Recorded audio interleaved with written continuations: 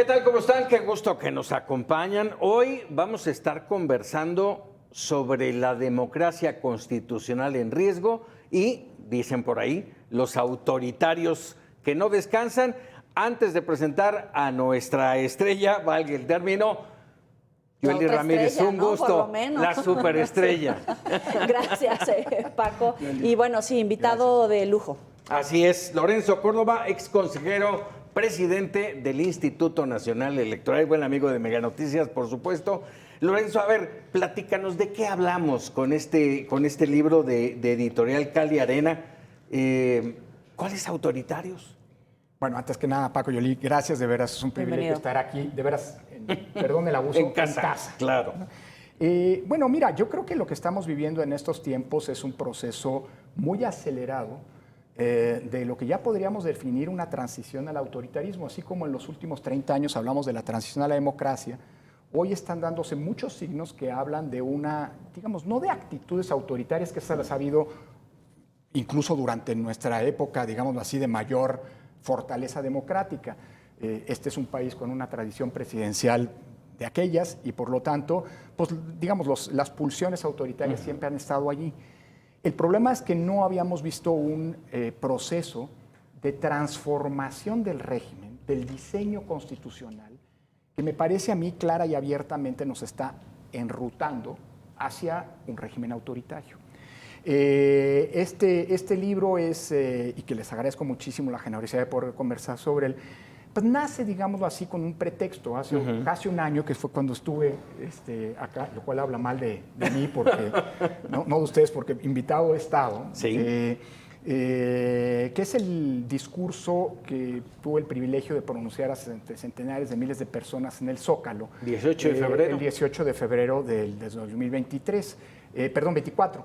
Y Cali Arena me pidió, oye, ¿viste con algún otro texto este discurso? Porque creo que es un discurso, creemos que es un discurso que vale la pena, digámoslo así, que esté publicado. El libro en realidad es una compilación de varios temas, de varios artículos, varios textos, videocolumnas, en fin, algunas conferencias articuladas en, digámoslo así, dos grandes ejes conceptuales, que son las que sostienen la idea de una democracia constitucional. Una democracia constitucional es a la vez un régimen democrático, pero también es un régimen constitucional, es decir, un Estado de Derecho. Buena parte de los textos buscan darle, digamos, contenido y explicar, digamos, en qué consisten estos dos componentes.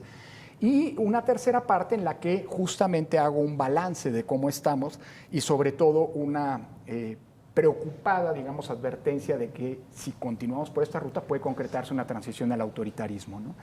Si concretamos esta ruta, pero sí. a ver, sí pones como las bases de los pesos y los contrapesos. Absolutamente. Pero en tu visión, sí. El gobierno de la doctora Claudia Sheinbaum, entonces, es esa transición al autoritarismo. ¿No hay forma de que la elección, por ejemplo, al Poder Judicial sea la construcción de una nueva democracia? No, ¿Es farsa autoritaria? Al contrario, es justamente, mira, prácticamente todos los regímenes autoritarios que hemos tenido en los últimos 100 años se han considerado a sí mismos o se han autoproclamado como verdaderas y auténticas democracias. Cuando Mussolini llega, por cierto, por la vía democrática al poder, por la vía de las urnas, y asume el control del Estado, Mussolini se propone y dice públicamente: vamos a desmontar esta falsa democracia, que es la democracia pluralista, la democracia burguesa, para instalar una auténtica democracia en donde el pueblo de Italia decida. Lo mismo ocurre en Alemania.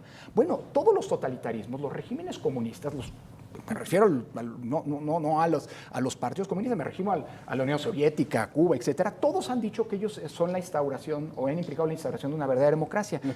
Y no es la excepción. La presidenta Claudia Sheinbaum hace unos días, hace una semana, recordarán, dijo: no, hombre, si México es el país más democrático del mundo, porque en ningún país eligen a los jueces. Bueno, a lo mejor hay que preguntarse si en 200 años de vida democrática la no elección de jueces tiene una razón de ser. Y yo creo que sí es lo que busco explicar en el libro. Sí. Mira, la democracia constitucional, es importante entender estos dos conceptos, pero entender que van juntos y caminan de la mano. Una democracia que no es constitucional no es una auténtica democracia. Y un Estado constitucional que no tiene un procesamiento democrático de acceso al poder tampoco es un auténtico Estado constitucional. En ese entorno, estás hablando del riesgo que tiene la democracia y la Constitución. Yo te pregunto, a estas alturas del campeonato, luego de 6 años de Andrés Manuel López Obrador con una presidenta que tiene una continuidad... Es que ese es el punto. Exacto. Sí. Pues ¿cuál democracia? ¿Cuál constitución? Ya la constitución no es la misma. Es que ese es el verdadero punto, porque no es un tema del gobierno de Claudia. Claudia es, y lo ha dicho, no es una ofensa. Ella siempre se planteó como la continuadora de las políticas de López Obrador. Y no es cierto, saquémonos de la cabeza esto, porque es simple y sencillamente equivocarnos hacia el futuro, de que no, hombre, es que ahorita todavía Claudia no quiere romper con López Obrador, pero no tarda, porque es científica, porque ella es una auténtica... No es cierto, Claudia lo ha dicho y hay que empezar a creerle a la presidenta. Ella es una continuadora, lo que está construyendo es un segundo piso, no derrumbando el primero, sino fortaleciendo el primero. Y eso me lleva justamente a lo que me preguntas, Paco, y que viene a cuento con toda la historia. Miren, la democracia en México, la democracia constitucional, pasó históricamente por 4 grandes ejes. Es una de las tesis que sostengo en el libro. El primer eje fue abrir el sistema político para que la pluralidad se pudiera expresar y sobre todo se pudiera reflejar en el Congreso, en donde se toman decisiones. Para eso nos sirvió la representación proporcional, las senadurías de minoría, etc.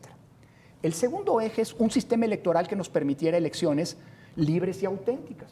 Y eso implicó crear instituciones como el INE y el Tribunal Electoral, implicó cambiar leyes, implicó establecer nuevos procedimientos. Un tercer eje fue convertir al Poder Judicial, que había sido un Poder Judicial sometido a la voluntad presidencial, en un auténtico contrapeso como debe ser en todo régimen constitucional que tiene la división de poderes. Y la Corte se convirtió en un tribunal constitucional y con la reforma al amparo y los derechos humanos, el Poder Judicial se convirtió en un verdadero órgano, ente de defensa de los derechos de los ciudadanos contra los abusos del poder. Y el cuarto eje fue la construcción de una serie de órganos que quitándole, y eso se quiso así, facultades que tenía el Ejecutivo, ese hiperpresidencialismo del pasado, se le confirieron a estos órganos autónomos que desde un punto de vista técnico ejercían esas funciones y no ya político y servían de un contrapeso, es decir, complementaban la división de poderes. Esos son los 4 ejes de la transición a la democracia. Bueno, vean el plan C de hace un año de López Obrador. Justamente, entre muchísimas otras cosas, busca dinamitar esos 4 ejes. Y 2 ya se perdieron. Desaparecieron a los órganos autónomos que les resultaban incómodos, pues los que son confortables, como la Comisión de Derechos Humanos, convertido hoy en un órgano de propaganda del régimen y no de protección de derechos, pues esos se quedaron. Y le dieron en la torre al Poder Judicial. Y digo en la torre porque cuando tú eliges a alguien, estás haciendo un nombramiento político. Y los jueces no están allí para representar políticamente a una parte de la sociedad, a la mayoría que los elige. Están ahí para garantizar que ni siquiera las mayorías puedan abusar del derecho y lastimar a las minorías. Es decir, los jueces, la independencia de los jueces está centrada justamente en que no son electos, sino son profesionales técnicos designados a partir de una carrera meritocrática, digamos, que es la que garantiza que no representen una u otra postura política. Claro, eso es lo que le ha molestado al gobierno. Tú hablabas ahorita ya del desmantelamiento del sistema del Poder Judicial como un contrapeso. Y también dices que es inaceptable la reforma electoral que plantea la reducción y desaparición de la representación proporcional en senados y diputaciones. ¿Sería el segundo paso en ese desmantelamiento? Exactamente, porque ese, y ahí es la continuación, esa reforma electoral sería, digamos, colocar los 2 ataúdes que faltan para desmontar lo que se construyó para transitar a la democracia. El Poder Judicial ya se perdió y lo vas a ver, lo vas a ver. Les digo, el único país en el mundo donde se eligen jueces federales, y no a todos, solamente a unos, a las cabezas de los principales tribunales, es Bolivia. Y fíjate el Tribunal Constitucional de Bolivia, ese que luego se admira mucho acá. Ese apoyó a Evo Morales para que se reeligiera cuando Evo estaba en el poder. Ahora que está Arce en el poder, el mismo tribunal, los mismos, ahora están diciendo que Evo no puede participar, porque ya se le vencieron sus 2 reelecciones. Y si gana el movimiento de Evo Morales, van a volver a estar del lado de Evo Morales. Es que por eso es un tribunal político. Los 2 órganos autónomos y Poder Judicial ya se consumó su erosión. Nos faltan los 2, el sistema electoral, pero yo creo que la elección de los jueces es una trampa porque el INE no hay modo de que saque bien esta elección. El INE está enfrentando un montón de problemas, inventando reglas. El INE fue construido para hacer elecciones de Congreso y del Ejecutivo, y municipios, no para hacer elecciones de jueces. Y, por otro lado, la representación proporcional. Estos son dos temas que vienen en la ya anunciada reforma electoral. Sí. Y creo que se terminarían de desmantelar los dos patas que todavía medio cojeando, pero ahí quedan. Déjame nada más hacer este ejercicio con ustedes para poder, porque, miren, llevamos lamentablemente 25 años, y esto empezó con Fox, el primer presidente electo democráticamente, ya en la etapa de nuestra de vida democrática, que es la descalificación de los plurinominales. ¿Cuántas veces no se ha hablado mal de los plurinominales? No los elige nadie, esos representan solo los intereses de los partidos, etcétera. Hay que quitarlos. Bueno, imaginemos por un momento solo qué pasaría con las cámaras del Congreso, con la votación del año pasado, si hubiera estado ya activa esta reforma, o sea, presente esta reforma. ¿Cómo estaría la Cámara de Diputados? Nos quejamos de la sobrerepresentación, que con el 54.7% de los votos implicó que, en la elección de diputados, implicó que Morena tuviera 74% de las curules, ¿no? Bueno, si tuviéramos 300 diputaciones como se pretende, hoy Morena, con los votos del año pasado y sus aliados, tendrían 256 de 300. Es decir, tendrían el 84%. Y en el Senado, en donde buscan desaparecer los senadores de representación proporcional y los de primera minoría también, Morena tendría 60 de 64 senadores. Es decir, el 95% cuando tuvieron el 55% de los votos. Ahora, no es algo, déjame decirlo así, que nos debería de espantar. ¿Por qué? Porque ya lo vivimos durante 70 años esas mayorías. Pueden ser distintas, lo que tú quieras. Yo me remito a esto, los autoritarios no descansan. Así es. Los funcionarios, ¿cuándo hemos conocido un funcionario electo que le sirva a su grave, déjame decirlo así? Nunca. Tienes absolutamente toda la razón, Paco. Ahora, ¿el regreso al pasado es malo? Así como así, A ver. sí. Parte del problema, y es lo que nos ha querido vender el discurso autoritario del obradorismo que todavía continúa, es que aquí no hay más de dos sopas, que este país es del pueblo y de sus enemigos, y con eso se reduce al país, sin entender que la pluralidad implica una multiplicidad de puntos de vista. Mira, es increíble. En las redes sociales, las huestes, los ejércitos de bots, ¿no? del oficialismo, cada vez que hago una crítica al gobierno, se me dejan ir, trabajas para los peores intereses, los conservadores, eres un neoliberal, yo que he sido toda mi vida de izquierda, pero bueno, en fin. Y en algún momento cuando de repente digo, oigan, qué buena cosa que el gobierno de López Obrador introdujo el aumento al salario mínimo y rompió el dogma de los tecnócratas neoliberales que en efecto habían impedido su aumento. Y entonces, ¿qué me dices? No, ya te vendiste. Oye, el año pasado yo creo que fue una elección profundamente inequitativa, pero no hubo fraude. Y en las redes, muchos, no, ese Córdoba está demasiado enamorado del INE, no hay que creerle, ya lo perdimos, ya lo compraron. Es decir, a ver, hay que reivindicar la pluralidad del país, sobre todo porque hay que hacer un corte de caja. Si queremos defender a la democracia y salvarla hacia el futuro, tenemos que hacer un corte de caja con nuestro pasado. Ni todo estuvo mal, como dice el oficialismo, la presidenta Sheinbaum sigue repitiendo, ni todo estuvo bien. Y ni todo está mal hoy, ni todo está bien. Eso es indispensable para no caer en el juego de decir, volvamos al pasado. Déjame nada más decir esto, sé que vamos a pausa. Nadia Urbinati, una gran teórica del populismo, nos dice, no caigamos en la tentación de pretender volver al pasado, regresar al pasado antes de que surgiera el populismo. Porque entonces vamos a volver justo al momento en donde estaban dadas las condiciones que permitieron el ascenso del populismo. Y hay que reconocer que en términos de desigualdad, de pobreza, de combate a la corrupción, de impunidad, de inseguridad, estábamos mal. No estamos mejor hoy. Pero aquello es lo que permitió que esta lógica de ejercicio del poder binaria y autoritaria pues llegara al mismo, ¿no? Vamos a hacer una pausa, Lorenzo, y sí, vamos a regresar justamente con este tema. ¿Cómo hacer llegar el mensaje a los mexicanos? ¿Sí? No de despertarlos, porque no se trata de eso, sino de que encontremos específicamente qué está pasando con el presente y el futuro del país, qué está pasando con Trump, qué está pasando con la reforma electoral. Así es de que no le cambie, regresamos a conversar.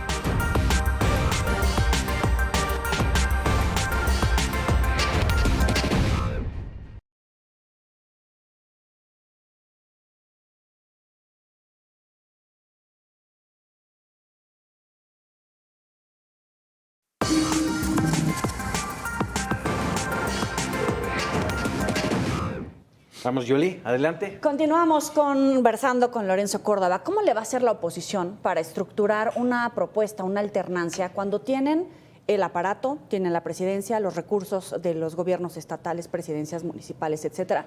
¿Cuáles van a ser las propuestas de la oposición para realmente tratar de disputarle y hacer ese contrapeso? Bueno, Yoli, esa es la pregunta de la lotería, porque parte del problema también es la oposición que tenemos, que lejos de hacer ¿Tenemos? Bueno, es una buena pregunta, empezando por allí. Claro. Yo creo que sí tenemos, lo que pasa es que está más perdida e inoperante. Desarticulada. Mira, claro, y además, perdóname, y sin brújula. ¿Qué pasa en un país democrático cuando un partido político pierde una elección? Pues el líder del partido pide disculpas y se va. Y se va.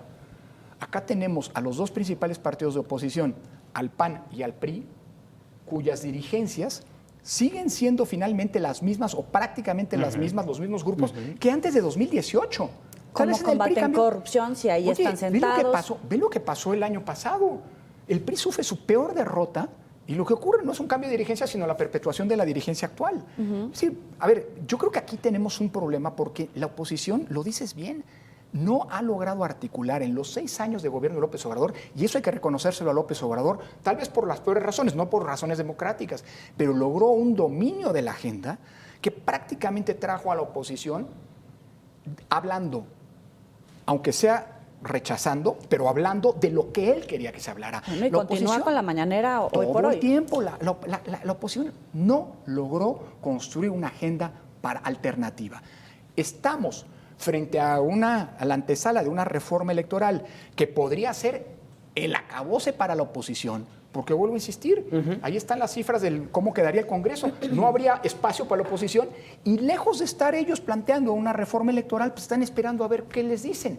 Entonces yo creo que lo de la oposición es un asunto. Ahora, creo que hay que hacer algo y el punto es cómo se construye una agenda en este sentido. Yo he venido diciendo recientemente que hay 8 grandes puntos que deberían alimentar, digamos, pues una tarea de resistencia o de rescate o de recuperación de la democracia constitucional. Los enumero rapidísimamente. Sí. Primer punto, no perder la esperanza. Sí, yo sé que está complicadísimo y pinta negro. El meteorológico nos está diciendo lluvia intensa, nubarrones y vientos huracanados, ¿no? Pero justamente lo que todo gobierno autoritario pretende es que quien se opone o que aquel que ejerza crítica, ya se dé por vencido, ya no hay nada que hacer, nos cruzamos de brazos. Y esa es la única manera en la que efectivamente la agenda autoritaria triunfará incontestada. Segundo punto. Bueno, yo creo que lo que hay que hacer como ciudadanos es hacer un corte de caja con el pasado. Hay cosas que se hicieron bien, hay cosas que no se hicieron bien. Y eso te sirve, tercer punto, para construir una agenda programática. Es decir, si no se contrapone algo al gobierno, pues evidentemente el gobierno va a seguir avanzando. Tenemos que, por ejemplo, hacer mucha pedagogía. Es decir, explicar. Se trata de explicarle a la gente. Mira, hay cosas muy sofisticadas. ¿Por qué elegir a jueces no es democrático? Pues hay que machetear y estar diciendo, porque es muy sencillo decir, democracia son elecciones, elijamos a jueces, somos más democráticos. Pero a la gente le va a importar si recibe su programa social, si recibe su pensión. Ese es el verdadero problema Ese de fondo, estructuralmente hablando. Y el otro, Lorenzo, a ver, con una reforma electoral encaminada ya, Sí. sin una oposición o con una oposición prácticamente perdida, inexistente, y no hay un líder. ¿Quién va a liderar todos estos puntos que tú acabas de marcar? Que sí, son reales, pero necesitamos un líder a quien seguir. Sin duda esto es parte de los problemas que como sociedad tenemos. Porque si tú ves en los últimos 20 años, 15 años, salvo el poderosísimo liderazgo que fue creciente de Andrés Manuel López Obrador, no importa de qué partido, estoy hablando de los liderazgos, prácticamente no tuviste ningún liderazgo que lograra contraponerse. Y ahí están los resultados. Ahora, Paco, no es solo una cosa de liderazgo. Los liderazgos en política son muy importantes. Pero creo que si pretendemos enfrentar una potentísima política personalista que se encarna en el liderazgo de Andrés Manuel antes y ahora de Claudia, buscando una figura equivalente, no vas a encontrar, los liderazgos no se construyen de la noche a la mañana. Exactamente. Pero Andrés Manuel es el mejor ejemplo. Y- O sea, si algo ha tenido Andrés Manuel como figura política es su constancia y picar piedra y perder una y otra y otra y otra. Y dice, capitalizó la net- los errores y deficiencias. Por supuesto. Y luego, claro, cuando llegó al poder, pues tuvo un pequeño, lo decías ahora, Yali, tuvo un pequeño mecanismo que Andrés Manuel siempre entendió bien. No sé si Andrés Manuel sea una persona honesta o no. Pero lo que me queda claro, bueno, ahí están los índices de corrupción. El último año de gobierno ha sido el peor año en términos de percepción de la corrupción, según Transparencia Internacional. Pero me queda claro que Andrés Manuel no es el que quiera una Casa Blanca o mansiones aquí o allá. Yo creo que Andrés Manuel, como hombre político, y con el olfato que tiene, entendió que el dinero es un mecanismo de control, de poder. Y por eso, cuando tuvo acceso a recursos ilimitados, o casi como los del Estado, Y poder pues ilimitado. construyó una clientela política repartiendo dinero a diestra y siniestra, bajo la premisa que eso es un programa social. Un programa social no es repartir dinero. Un programa es darle beneficios concretos, salud, educación y demás a la gente. ¿Qué es lo que hizo Andrés Manuel? Te da dinero para que estudies. Y si no usas el dinero para estudiar, pues es tu cosa, pero recibiste el dinero. Y si esa Y eso crea una clientela política potentísima. Pero si es a billetazos, como va a ser la disputa Bueno, del voto por voto. así ha sido. Hay dinero del narco. Tú bien explicas Muy en probablemente tu sí. libro la revisión a los Sí. topes de campaña. Sí. Pero ¿cuál va a ser la injerencia de los recursos del narcotráfico y también la injerencia de Trump en la agenda democrática de México? Buen punto. Mira, yo creo, lo primero, que es un asunto interno. Yo creo que la verdad del Estado mexicano claudicó. Yo todavía, después de las elecciones del 21, que fueron elecciones bien complicadas, tuviste Sinaloa, tuviste Tabasco. En fin, Chiapas. Tú tuviste, claro, eran intermedias. Tú tuviste elecciones que dijiste aquí, y lo sabíamos, aquí está pasando algo raro, algo distinto, no porque el narco no estuviera ahí, pero el narco nunca había dado ese paso adelante de interferir clara y abiertamente en tantas elecciones. Con dinero y con bala. Sí, duda, porque se incrementó el número de los índices de violencia durante las elecciones. Yo cuando terminó esa elección, yo le propuse a las instancias de seguridad, al general secretario, a la secretaria de seguridad, en fin, a las instancias del Estado mexicano, oigan, aquí se tiene que hacer un informe y un diagnóstico de qué está cambiando, en qué sentido y cuáles van a ser las estrategias del Estado, no solo del INE, del Estado, que el INE es parte del Estado, para enfrentar este fenómeno que no le conviene a nadie. Bueno, jamás hubo una reunión en ese sentido, a pesar que yo insistí varias veces. Y yo creo que ese diagnóstico o no se ha hecho, o si se ha hecho, se está utilizando políticamente. Y eso es gravísimo, porque tú ahora con la elección de jueces, lo que puedes acabar teniendo ya no es a un alcalde, como los muchos casos que ustedes han documentado, que trabajan para el narco. No vas a tener ya a un diputado que está ahí defendiendo, o algún gobernador incluso. Vas a tener a jueces de los que responden a los intereses. Narcojueces, narcoministros, narcogobiernos. Hay un problema que no los vas a poder ni siquiera mover porque esto cambió en la reforma judicial. A ver, triste, van a estar allí. Triste. ¿Vale la pena, Lorenzo, hablar de la legitimidad? ¿Vale la pena hablar de los procesos, de las reformas? Nada los detiene. Bueno, ¿Qué futuro tenemos? mira, nada los detiene Y ni porque nadie, ¿eh? no se les ha querido detener. Y aquí, perdón, voy a remitirme a los que nos llevan mucho tiempo, muchos años de ventaja en el combate a la criminalidad organizada. Tampoco han logrado erradicarla, pero se han dado grandes avances en ese sentido, que es Italia. Yo me acuerdo que mucho antes que Andrés Manuel y ahora Claudia dijeran que el combate al narco es atender a las causas, ¿no?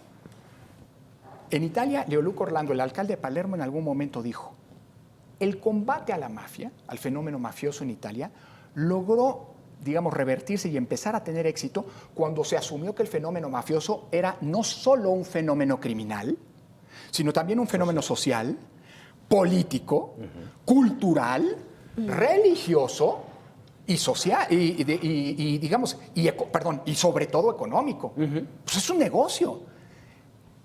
Solo atendiendo todas estas dimensiones puedes avanzar.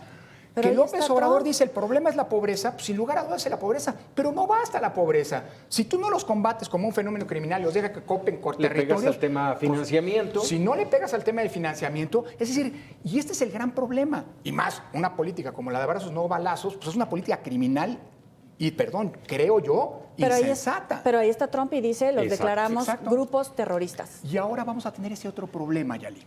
Ya lo mencionabas y lo acabas de decir, Trump. Tenemos enfrente a un personaje que no tiene nada de racional. Y a mí me da mucha risa, por cierto, hace unos meses, ustedes recordarán, todos los constitucionalistas de México, prácticamente todos, barras de abogados, académicos, organizaciones de derechos humanos, organizaciones de promoción de la justicia, los órganos de defensa, los órganos internacionales, la Comisión Interamericana de Derechos Humanos, la Relatoría de la ONU de Libertad e Independencia Judicial, todos dijeron, señores, esta es una mala idea, la de la elección de jueces, y pusieron argumentos. Cuando escuchó Morena, nadie, no escuchó nada. Simularon al que escucharon, no hicieron nada, no escucharon nada. Hoy nos va pasando lo mismo con Trump y me da mucha risa escuchar en estos días a Marcelo y a Claudia, nuestra presidenta, a decir, no, pero nos vamos a reunir con Trump y le vamos a explicar y le vamos a hacer entender que no le conviene a Estados Unidos. No han entendido, que no entienden. Claro que Trump sabe, ¿creen que saben que Trump no sabe que el aumento de aranceles va a implicar un aumento de la inflación en los Estados Unidos? Claro. Pero para Trump es el costo que hay que pagar para tener un futuro mejor, y la mitad de los norteamericanos están detrás de ello. Todo eso nos va a meter un componente dificilísimo, sobre todo porque hoy en México, parte del hecho de que las autoridades no descansan, es que tenemos un gobierno, no sé si lo han notado ustedes, como nunca ensoberbecido. Y la soberbia... Siempre es rico trabajar y platicar contigo, mi querido Lorenzo Córdoba. Y tienes tu casa. Y siempre el tiempo es tirano. Gracias por conversar. Así es. Hombre, gracias. Quédese con nosotros, Joely. Buena tarde para todos ustedes.